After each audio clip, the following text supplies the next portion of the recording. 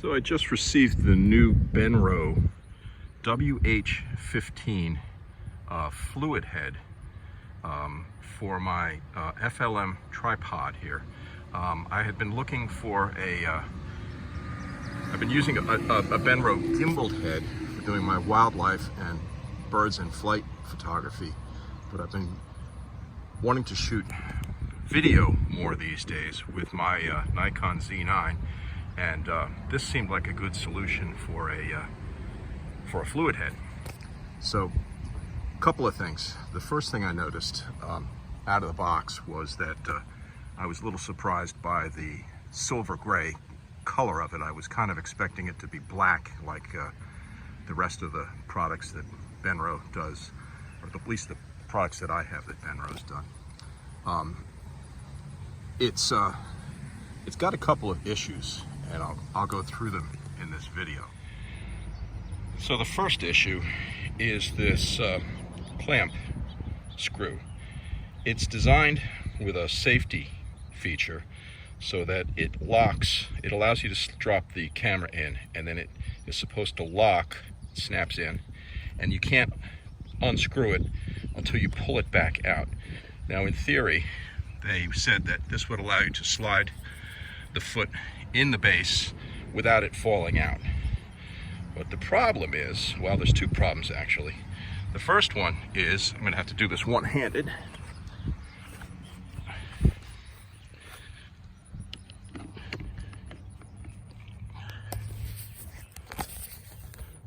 The base won't fit in the opening if you try to drop it in this configuration.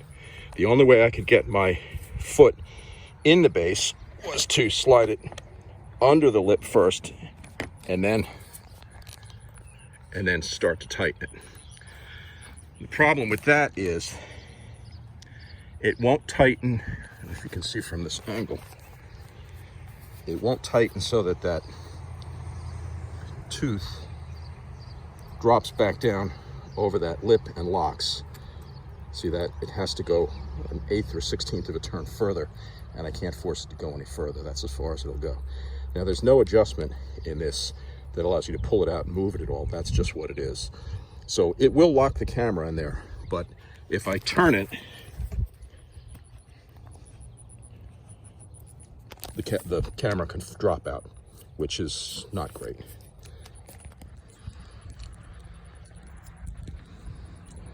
The second issue that I found was when I tested the pan on it. This is the pan drag adjustment, and now it's fully unscrewed, turned fully counterclockwise. And what I found is that for it to even start to engage, I had to turn it 1/2, 3/4 of a turn before it engages any drag at all. And then the drag is very light. As you try to adjust it to increase the drag, that's the full range. That's maximum drag right there. So there's not even a 1/4 of a turn from minimum to maximum. That's it. There's no fine adjustment whatsoever. It's basically on or it's off, which is not great. That's a problem. The larger problem is with the tilt damping, which also acts as a counterweight spring so that it keeps the camera from flopping over. As you increase it from 1 to 8, it increases both the drag and the counterweight force. Now, the Z9 with the 800mm zoom lens on there is a pretty heavy camera, and oh, there we go, look at that. It just dropped. It's in 8 and the camera just dropped.